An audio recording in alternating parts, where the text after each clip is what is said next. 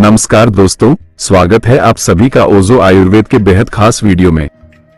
दोस्तों, आज के इस बेहद जरूरी और हेल्थ से जुड़े महत्वपूर्ण वीडियो में हम बात करेंगे उन खास दालों के बारे में जिनका सेवन मधुमेह यानी डायबिटीज जैसी लंबी और गंभीर बीमारी में बहुत ही लाभकारी और असरदार माना जाता है।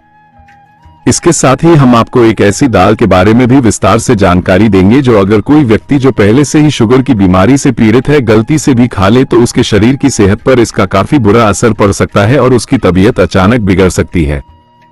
इसीलिए इस जानकारी से भरपूर वीडियो को एक 20 सेकंड स्किप किए बिना पूरे ध्यान से और आखिर तक जरूर देखिए, क्योंकि इसमें दी गई बातें आपके और आपके अपनों के लिए बहुत मददगार साबित हो सकती हैं। जैसा कि आप सब जानते हैं, जब किसी इंसान को डायबिटीज जैसी बीमारी हो जाती है तो सबसे ज्यादा जरूरत इस बात की होती है कि वह अपने रोजमर्रा के खाने पीने की चीजों का चुनाव बहुत सोच समझकर और सावधानी से करें। लगभग हर व्यक्ति जानता है कि डायबिटीज के दौरान शरीर को हेल्दी बनाए रखने के लिए ऐसे फूड्स खाना अच्छा होता है जिनमें प्रोटीन भरपूर मात्रा में हो, जैसे कि अलग अलग तरह की दालें। लेकिन असली मुश्किल तब आती है जब हमें सही जानकारी ना हो कि कौन कौन सी दालें डायबिटीज के मरीजों के लिए फायदेमंद होती हैं और कौन सी दालें ऐसी हैं जिनसे दूरी बनानी चाहिए। यही जानकारी की कमी है जो कई बार हमारी थाली में रखे हेल्दी दिखने वाले खाने को भी हमारे लिए नुकसानदेह बना देती है। अक्सर लोग अनजाने में कुछ ऐसी चीजें भी खा लेते हैं जो बाहर से तो पौष्टिक और ताकत देने वाली लगती हैं, लेकिन डायबिटीज के मरीज के लिए वह धीरे धीरे शरीर को नुकसान पहुंचाने का काम करती है। यही वजह है कि कई बार शुगर की बीमारी चुपचाप अंदर ही अंदर बढ़ती जाती है और हमें इसका अंदाजा भी नहीं हो पाता। मैंने पहले भी आपको कुछ जरूरी फलों और हरी पत्तेदार सब्जियों के बारे में बताया है जो ब्लड शुगर को कंट्रोल करने में बहुत असरदार होती है। अगर इन्हें सही तरीके से और नियमित खाया जाए तो डायबिटीज को काफी हद तक मैनेज किया जा सकता है। इन वीडियो के लिंक आपको इस वीडियो के नीचे डिस्क्रिप्शन बॉक्स में मिल जाएंगे, आप वहां से देख सकते हैं। अब डायबिटीज के पेशेंट के मन में सबसे पहला सवाल यही आता है कि जो भी खाने की चीज सामने है क्या वो मेरे लिए सेफ है या नहीं। इन सारे सवालों के जवाब आपको आज के इस ज्ञान से भरे वीडियो में विस्तार से मिलेंगे, तो इस वीडियो को पूरा देखिए और अगर आपको ये जानकारी काम की लगे तो इसे अपने दोस्तों और परिवार वालों के साथ जरूर शेयर कीजिए ताकि और लोगों को भी इसका लाभ मिले। तो आइए बिना समय बर्बाद किए इस जानकारी से भरपूर वीडियो की शुरुआत करते हैं। हम सब जानते हैं कि दालें हमारे शरीर के लिए न्यूट्रिशन का बहुत अच्छा स्रोत मानी जाती है। इनमें कई ऐसे जरूरी पोषक तत्व पाए जाते हैं जो शरीर की सामान्य ग्रोथ और ताकत बनाए रखने में मदद करते हैं। लेकिन क्या आप जानते हैं कि कुछ दालें ऐसी होती हैं जो न सिर्फ ताकत देती है बल्कि डायबिटीज जैसी लंबी बीमारी से शरीर को बचाने में भी मददगार होती हैं। डायबिटीज एक ऐसी बीमारी है जो एक बार हो जाने के बाद अक्सर जिंदगी भर साथ रहती है, लेकिन इसका मतलब यह नहीं कि इसे कंट्रोल नहीं किया जा सकता। अगर हम अपने रोज के खाने में थोड़े स्मार्ट बदलाव करें और न्यूट्रिशन से भरपूर फूड्स को शामिल करें तो इस बीमारी को काफी हद तक कंट्रोल किया जा सकता है। शाकाहारी लोगों के लिए दालें बहुत जरूरी होती हैं क्योंकि इन्हीं से उन्हें प्रोटीन मिलता है जो मांसाहारी लोगों को मीट और एग से मिलता है। इसीलिए दालें हर इंसान के डेली डाइट का हिस्सा होनी चाहिए। दालों में दो तरह के फाइबर पाए जाते हैं, एक सोलुबल फाइबर यानी जो पानी में घुल जाता है और दूसरा नॉन सोलुबल फाइबर यानी जो पानी में नहीं घुलता। दोनों ही फाइबर ब्लड शुगर को बैलेंस करने में मदद करते हैं, जिससे खाने के बाद शुगर लेवल अचानक बढ़ता नहीं है। अब सबसे पहले बात करते हैं मूंग दाल की। छोटे छोटे हरे रंग के जो दाने होते हैं उन्हें साबुत मूंग दाल कहा जाता है। इसमें कई तरह के हेल्दी गुण मौजूद होते हैं। इस दाल का ग्लाइसेमिक इंडेक्स यानी जीआई लगभग 38 और ग्लाइसेमिक लोड केवल 5.3 होता है। अब शायद आप सोच रहे होंगे कि यह जीआई और ग्लाइसेमिक लोड क्या होते हैं, तो समझ लीजिए ग्लाइसेमिक इंडेक्स का मतलब है कि कोई फूड खाने के बाद आपके खून में शुगर कितनी तेजी से बढ़ता है और ग्लाइसेमिक लोड का मतलब है कि उस फूड से कुल कितना शुगर लेवल ऊपर जाता है। अगर किसी चीज का जीआई 50 से कम हो तो वो डायबिटीज के पेशेंट के लिए सेफ मानी जाती है। मूंग दाल को आप अंकुरित करके भी खा सकते हैं। जब इसे स्प्राउट बना दिया जाता है तो इसमें पोषण और भी बढ़ जाता है। आप इसे सूप, खिचड़ी, सब्जी या फिर सीधे स्प्राउटेड रूप में खा सकते हैं। अब बात करते हैं पीली मूंग दाल की यानी बिना छिलके वाली मूंग दाल की। ये भी डायबिटीज के मरीजों के लिए सेफ है, लेकिन अगर तुलना की जाए तो साबुत मूंग दाल ज्यादा हेल्दी और असरदार होती है। ये दाल इतनी हल्की होती है कि बीमार व्यक्ति को भी डॉक्टर इसे या इसकी खिचड़ी खाने की सलाह देते हैं, क्योंकि यह जल्दी डाइजेस्ट हो जाती है और शरीर को आराम देती है। इसमें प्रोटीन अच्छा होता है, फाइबर भरपूर होता है और फैट बहुत कम होता है। इसीलिए यह न सिर्फ डायबिटीज पेशेंट के लिए बल्कि वजन कम करने वालों के लिए भी अच्छी है। इसमें मौजूद फाइबर शरीर की अंदरूनी सूजन को घटाता है और जब सूजन नहीं होती तो बीमारियां भी पनप नहीं पाती। डायबिटीज भी एक तरह की इन्फ्लेमेटरी कंडीशन मानी जाती है और मूंग दाल इस सूजन को कम करने में मददगार होती है।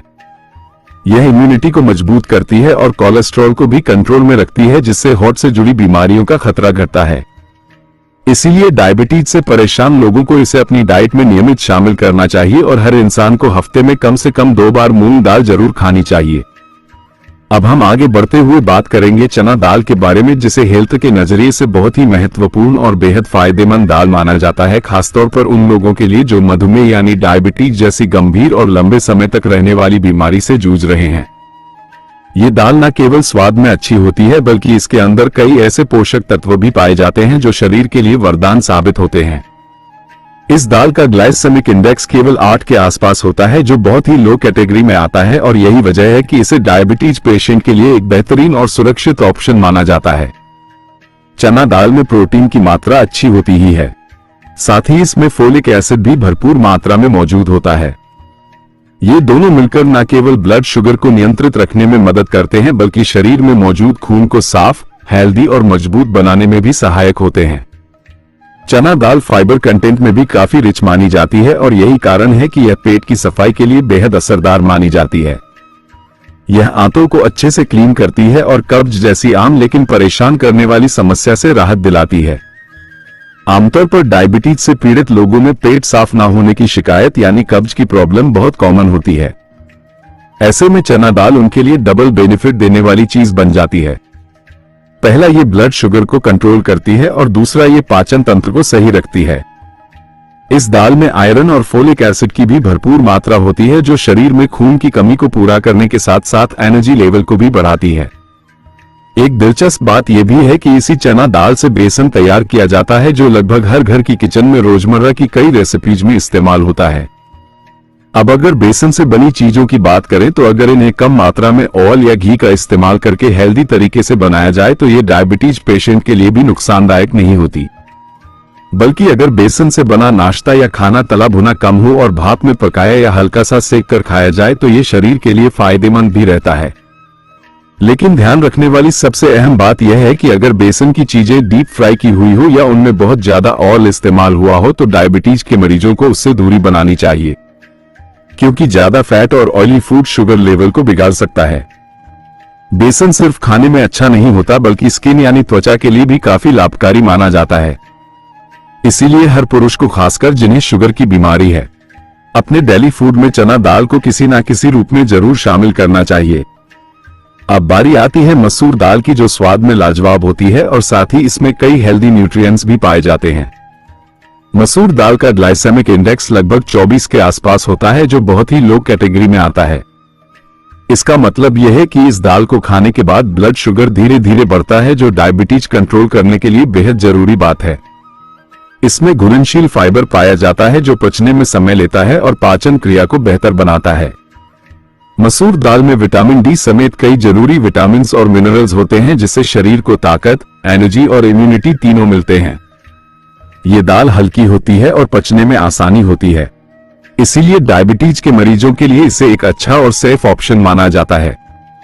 अब बात करते हैं अरहर दाल की, जिसे कई लोग तर दाल के नाम से भी जानते हैं। ये दाल भी खाने में हल्की, स्वादिष्ट और न्यूट्रिशन से भरपूर होती है।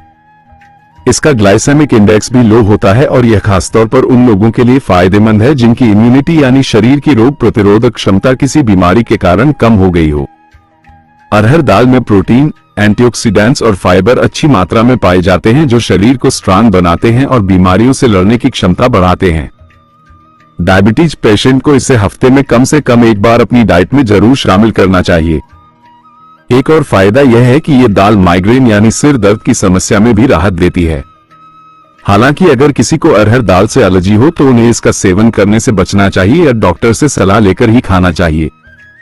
अब हम आते हैं उस दाल पर जिसे डायबिटीज के मरीजों को या तो बहुत ही कम मात्रा में खाना चाहिए या पूरी तरह से अवॉइड करना चाहिए, और वह है उड़द दाल।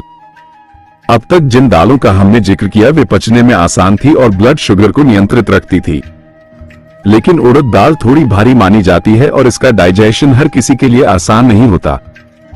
इसमें भी प्रोटीन भरपूर मात्रा में होता है, लेकिन ये दाल हैवी होने के कारण गैस, पेट फूलना और बदहजमी जैसी दिक्कतें पैदा कर सकती है।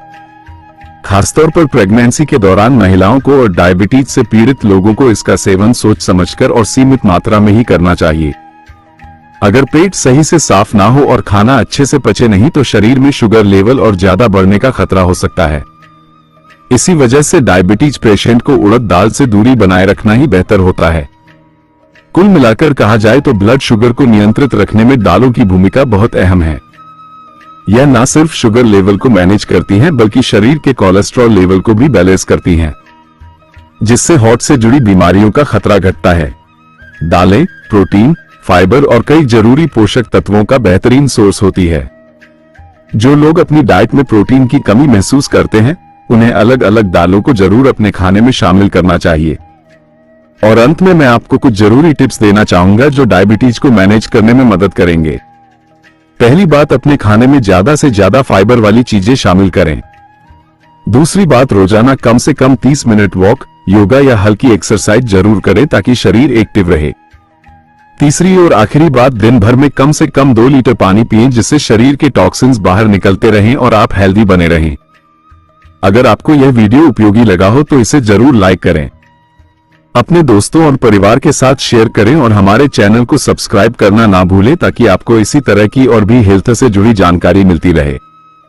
और कमेंट करके बताइए कि आप किस शहर से देख रहे हैं। धन्यवाद।